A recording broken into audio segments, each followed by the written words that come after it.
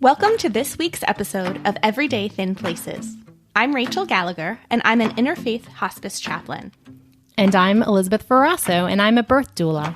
And in each episode of Everyday Thin Places, we draw from our experiences supporting birthing people and dying people to explore with honesty, authenticity, and humor how we can all become more truly living people.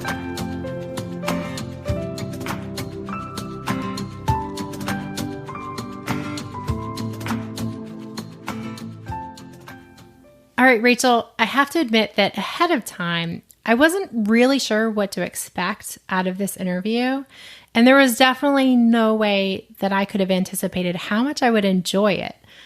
You had the idea to interview your coworker, Dana Rummery, who is an art therapist on your interdisciplinary hospice team. Yeah, I knew Dana would have a lot of insight, but I'm excited to share this interview with our listeners. I think what was surprising for me was that we talked about play and laughter and fun way more than I expected to when talking with someone who works with dying people. All right, well, then let's take a listen to this conversation that we had with Dana Rummery, hospice and bereavement art therapist. Today, we have the pleasure of interviewing and getting to know Dana Rummery, who is a hospice and bereavement art therapist. And Dana and I work closely together, but I'm excited to share what she has to say with the rest of the world. I think she has some interesting perspectives on everyday thin places. So, Dana, I will let you talk about who you are and what it is that you do. My first question is just, how would you describe your job to someone who's unfamiliar with the work that you do? Well, thanks for having me. I'm really excited. So I've been doing art therapy for about 15 years, and I've been in hospice that whole time. I feel really fortunate that I found the calling of art therapy and then the calling of hospice. And what I do is to really help people find meaning and to connect with the people in their lives that they want to connect with and leave legacy and talk about what their lives have been through the use of art, and also just to help them kind of figure out how they want to spend their days and their time. And, you know, a lot of folks at the end of life, everything becomes about, you know, when you've gone through a long trauma of medical care, a lot of it is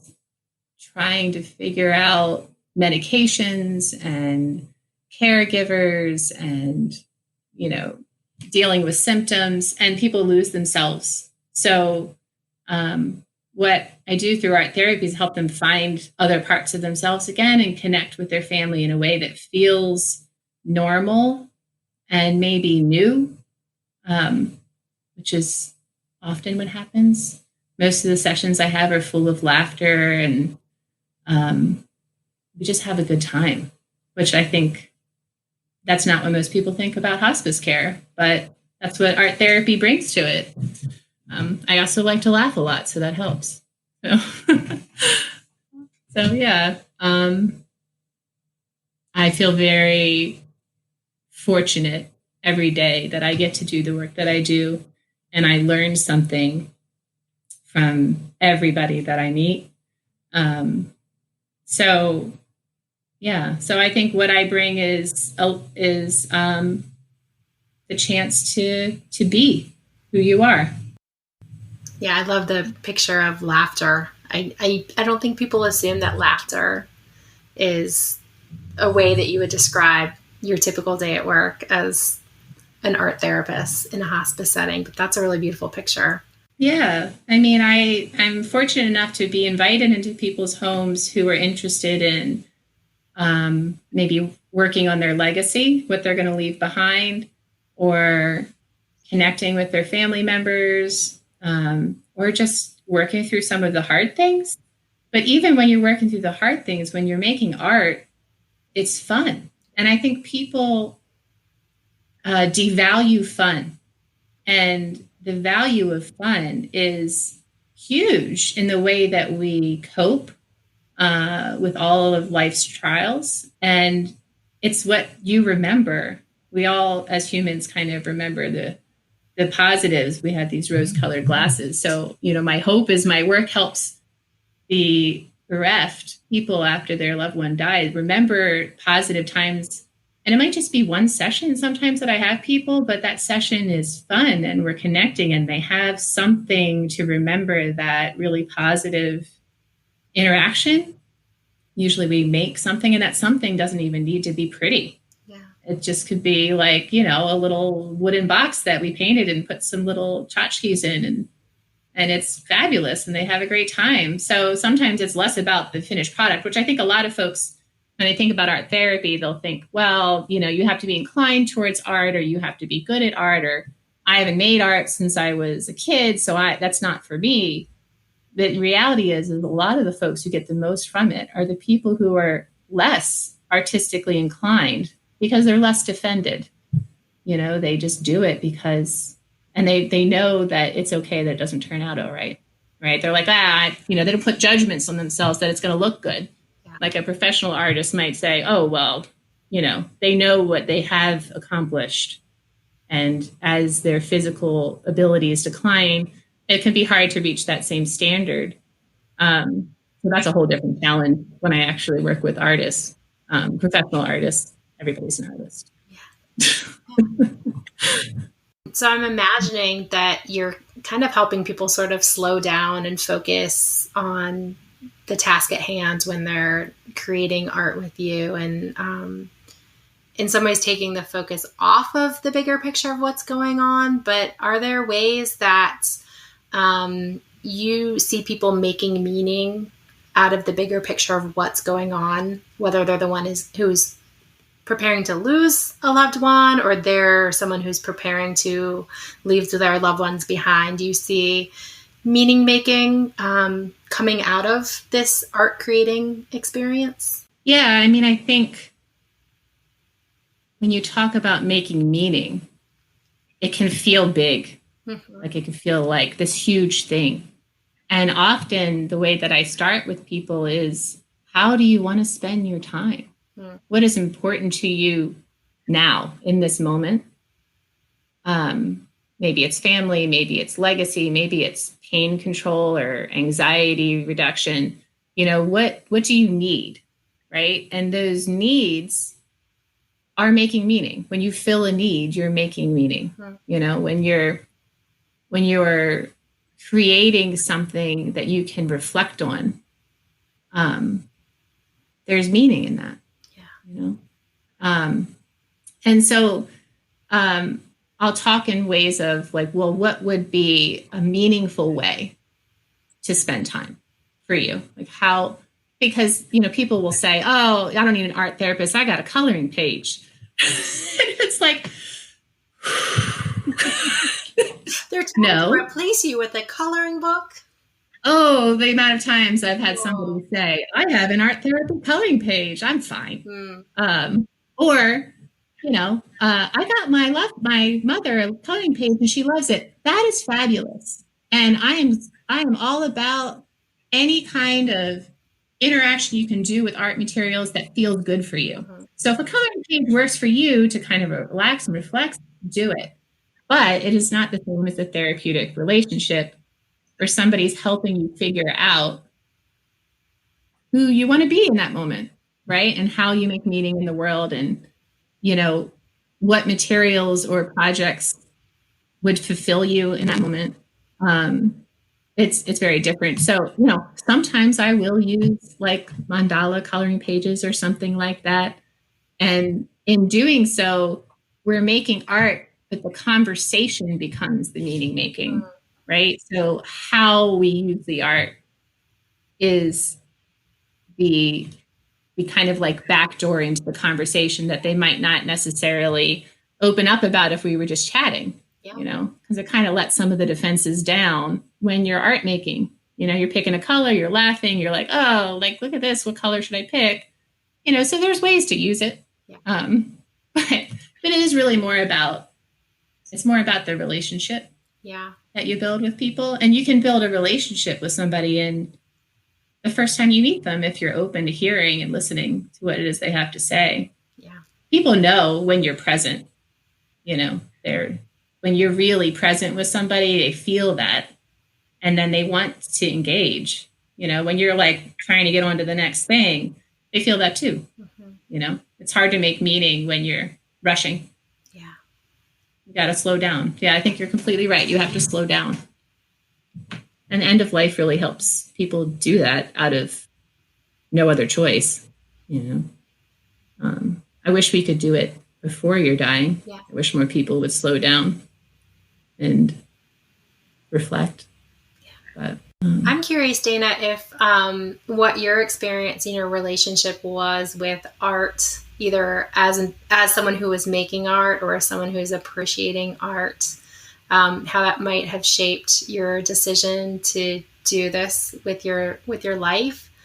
And in particular, along with talking about that, I wonder if there's any piece of art that stands out to you as having an impact where when you engage with that, it kind of takes you to that thin place of being able to see some meaning and some significance beyond just whatever the medium was that was made to create that piece. Yeah. So I am far from a fine artist. My ability to make art and make it look like what I want it to look is not really my strong suit. And, so creating art was always fun for me. But I was never what a lot of people say, oh, you're not good at it. This is like a horrible thing for an art therapist to say, oh, but the reality is we all self-judge, right? And the reason I got into art therapy is because I loved creating art and I loved being around people. And I was in a college and I was taking physical therapy courses thinking that'll be fun. And I was terrible at science. So it's just like awful. So I was just like, this is not going to work for me. I'm so stressed. I'll get through it. But like, do I want my life to be a stress? Like, even if it's the next 6 years, like maybe this isn't for me. And so like, I was very, very fortunate that the college that I went to Beaver College, to have a professor, an art therapist, Mark Dean, who was just so passionate. And he took time at the end of his class to really talk to me about what he did. And that passion was infectious. Like when you find somebody, a mentor, and I've had many, who loves what they do, that's what you want, right? So it's like, I love art. I love people. Maybe this is for me. And the more that I got into it, the more I was like, yeah, like I can see how creating art helps you look inside, right? And I can see how creating art, I can feel how creating art lifts you. Like you don't even have to, you can scribble and feel release. It doesn't have to be a big thing. And there used to be times where I would see, if I would go to a museum or something like that, or an art show, and there would be, on occasion, like a painting here or there that just kind of draws you in. And I think anything that you stand in front of and it kind of catches your breath and you feel like you need to look at it for a while, it's just like a moment of self-reflection. Like when you are seeing a piece of art, witnessing a piece of art, that's like you're projecting a bit of yourself onto that. You're seeing what you need to see at the moment in that piece of art. And I think a lot of what we do as art therapists is helping people project what they need to see, what they feel onto their art. So most of the art that I find really useful for me has been art that I've made in the moment, that I've sat down and I've been like, I really need to do something right now. And sometimes it's a random Tuesday, and sometimes it's around the birth of my child and the death of a grandmother. All of these things kind of, they can be big or little, but they help you see that you might not have the words to bring out, you know? And sometimes, honestly, the best thing about it is I'll say to folks, like, you don't have to actually have the words to explain it to me or to yourself. We don't have to overanalyze it. It could just be that it is what it needs to be right now for you. And I've been making a lot more art recently, which has been wonderful to actually take a tab on my internal self. And in university for grad school, and they're always like, yeah, you need to make art. You keep needing to make art. And there have been times in my career when I've been really good at that and times when I have not. And the times that I have taken to actually use my art, I feel healthier. I would never sell it. Half of the stuff I wouldn't even hang up. And that's okay. On occasion I do, and then I feel kind of weird actually that some of my art's hanging somewhere. It's like, I didn't make it for me, and when I make art, it's not for anyone else. Yeah. So it is different, I think. I love how you said, just on a random Tuesday, because I think that's what we're really trying to connect for people is, of course, something big like the birth of your child or the death of your loved one presses you into these places where you say, I need to soak up the best of what life has right now. I need to reflect. But there's something waiting for you on that random Tuesday when you sit down with your materials. And that's such a beautiful reminder. You're inspiring me. I need to go get my markers out when I get home. Right. And you don't need even fancy things. Like honestly, a pencil and a piece of paper, or like, pick up your kid's play-doh and just bang it. You don't even need to make anything with it. Sometimes you just need to destroy something too. Like, if life is hard, sometimes you just need to like make something and throw it in the trash, and I think there are things that we need to get off our chest so they don't consume us. And the physical medium of art making gives us the ability to kind of get it all out. Like, you can think about like Pollock throwing paint, like that was all just like, he had so much he had to get out. Right. And we all do. We have stuff we just need to get out. And then you get it out and you're like, oh, that felt good. Do I need to keep it anymore? It's been expressed, and that's nice to be able to have the choice, whether or not you keep it. That gives me hope as someone who, I always say, like, I am not visual arts inclined. And it's not about technique. It's not always about technique. It's about expression. Yeah. And I think that's, that is where people get confused and start to think that making art is not for them. But making art is for every human. Yeah. We've been doing it for as long as we've been humans. I mean, it's one of the things that separate us, right? From some other animals. Now there are some other animals that make art, like that cool fish. Yeah. You've seen that fish? That's amazing. He makes like sand art. Yeah. And then there's birds who make art to draw it. I mean, nature's amazing. But I think there's probably a level of self-reflection in our art making that is not available to birds and fish. So, but yeah, I don't know. And then there are people like I'll definitely meet patients and families who, they don't want to ruin a page. Like a blank page or a canvas is so intimidating. And I think, I have like a little whiteboard that I carry around that people use if they can't get out of bed. And I let it be covered in paint. Like, I'll clean stuff up so it's not wet or anything. But like, it's good when it's stained. It's good when it's not perfect, like that it's not new, because new feels like, well, I don't want to ruin it, And the reality is, it's like these materials are there to be used. Like, it's like any tool. If you don't use the tool, what purpose was it to be made? Yeah. So one thing that I'm curious about, and there's no right or wrong answer to this. But as someone who works close to death and people who are dying, have you thought about your own end of life and what type of art might be meaningful for you at that time? I really hope there's an art therapist and then I get to be on hospice, honestly, and a music therapist. That would be great. I would maybe stretch myself out for movement. Not a big mover, but I'd give it a try. There's something for me about exploring the different modes of expression when you know you don't have a lot of time left, right? So I hope, some people hope for a quick death. I don't want a quick death.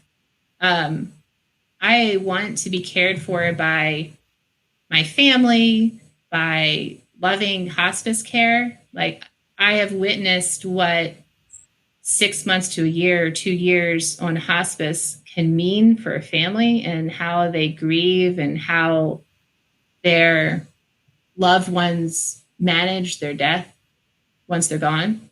But I want that for my family. I want my family to be able to say goodbye. I want to be able to make things for them. And like right now, it's like, I'll make things and I'll write things down, but it's not the same as when you're leaving, So, I mean, and maybe if I'm fortunate enough to live to an old age, I'll have time to, work on a legacy thing and see what I want to leave in the world besides my family, hopefully. But yeah, I mean, I think I would want to make for them. I'd want to make for me. I don't know. When I think about like retirement and hopefully if I'm hopeful enough to live to an old age, I think about retirement. I think about I'll get to make art. I'll get to just do whatever I want all the time. I'll have time. I won't be raising young kids. I won't have work. I can focus on me a little bit more than I do at the moment, which I should do more, but I do a bit. Yeah, I hope that I can take some time to make meaning. I think as Elizabeth and I were talking about interviewing you and getting excited about learning more about what it is that you do, one of the things that was really impactful in our conversations was that idea of legacy. And there's one project that I know that you've done with some of our shared patients, and it's maybe even the most popular project that always gets talked about around the office that Dana does with people. But I was wondering if you could explain what you do with patients, oftentimes when they have younger children that they're close with. I know you do something that involves hands. So we do hand molds. Yeah. So I would. Yeah. Can you explain that a little bit? So it's funny because I look at hand molds, and it's I think it's like a step into art therapy for a lot of people. They're like, well, this feels safe that I'm going to have this thing. And basically what it is you mix up gel alginate and people hold their hands together. So maybe a husband and wife or parent and child, or I've done as many as like an entire family where I've had 6 people in a bowl of alginate. And the fun part of it is actually getting to figure out how they want to hold their hands ahead of time. So we practice, and so I have a chance to kind of laugh and, I can make jokes and it's a good time. And then they have to keep their hands in there for like a minute or 2, which can be kind of uncomfortable depending on how the patient can be in space. Like sometimes they're in bed and they can't get out or whatever. And, I'm like kneeling on the floor with like people in weird positions. But I actually like that part about it because it's not all giggles and fun. And they pull their hands out and then we mix up plaster and pour plaster into the mold. And when it dries, we just kind of plop it out and you have this beautiful, like amazing, like it has all the details of their hands, to the point where I did have somebody tell me, why didn't you tell me to file my nails? Like I have a broken nail. You should have told me it was going to look that good. And I was like, all right, note to self. Then all I did is just get the nail file out and file the plaster, and it was fine. But I just thought it was so hilarious. So now that's one of the ways I make people laugh, because it's like, are your nails filed? Don't get angry with me. Like, but yeah, it's far from perfect even then, because there's always like a little bubble or something like that, like an air bubble in the hands. And I personally love the imperfections. And while we're doing it, I speak about that, how like, this is going to look so great. And it's going to be really fun. It's not going to be perfect. There's, in as many years as I've been doing this, there is no time that I've done a hand mold that there has not been some flaw. And I think it speaks to people's relationships that there is no perfect. And I think people feel that, even if it's not always communicated openly. And I think anything that I'm doing with people in any medium, I think it's about accepting the fact that there is no perfect. And then whatever you do is okay and enough. So, yeah. Yeah. So and sometimes it just gets me in the door. So that's kind of fun. It's like, oh, well, everybody loves a good hand mold. So just get her in the door, and then we can work on all the other stuff. And, I'm likable, so they let me back in. I can vouch for that. So that's fun. Yeah. That's great. But I actually have a lot of folks who, like, speaking of legacy, I have a lot of people who work on their memoirs. And some incorporate drawings and pictures and things like that. And some just write. And I think one of the things that we need to realize in terms of art is the form it comes in is very individual. So for some people, writing is their art form. And it is such a wonderful gift to their family, especially with our older patients who have lived lives that we will never live and never understand. Like, what a gift to be able to tell their loved ones their story, what they've learned, their advice, their wisdom. And the memoir can be, written or verbal. Like I've done some videos and things like that, which is stretching for me because technology is not my strong suit, but it's always fun. So yeah, I love hearing people's stories. I just love listening to them. And I learn a lot. I learn a lot from people's stories. Yeah, it's a real honor that I get to hear them. Well, I certainly think that the work that you do is very, very meaningful. And I'm grateful that I can often refer people to you, that we get to work together as a team, because I do see what a difference your work makes in the lives of our patients and our families. And it's been really fun to hear from you a little bit of what it's like for you, because we don't ever get to just sit down and have these chats.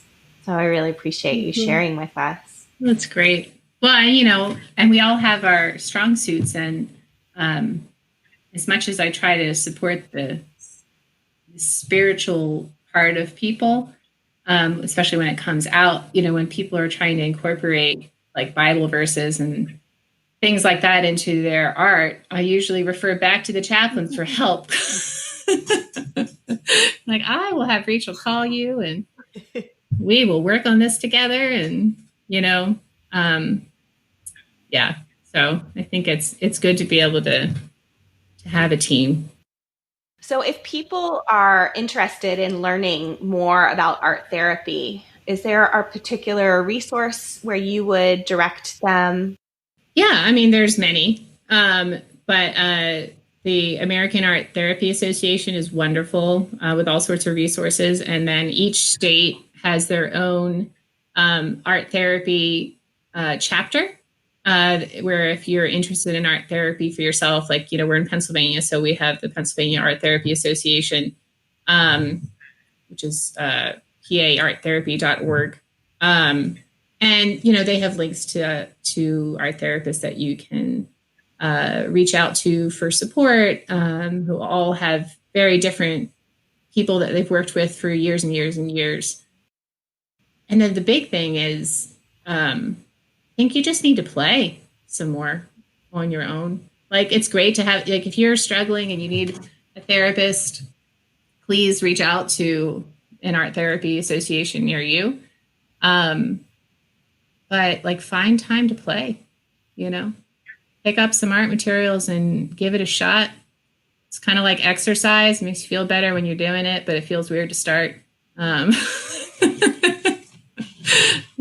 more you do it, the better you feel. So, I think that would be my big encouragement. If you're interested in art therapy, start as your own art therapist. You don't have to wait for a callback, and just pick up some art materials. And then that art therapist will call you back and you can work with them.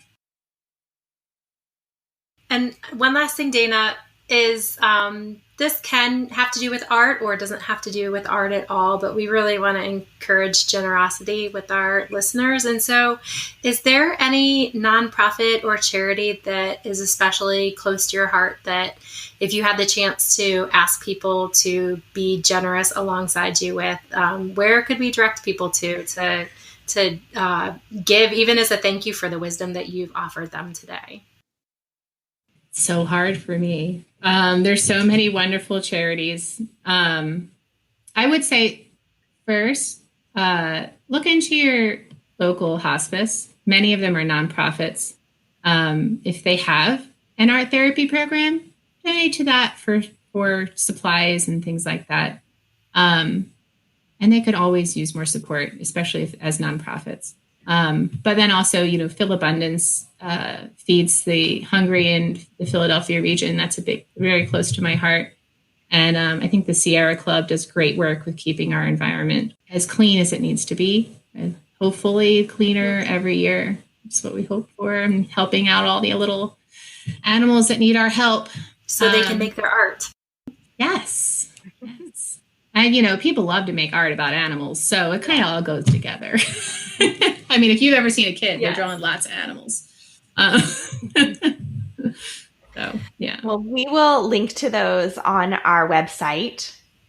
And we are just so grateful for you taking the time to talk with us and to share with our listeners.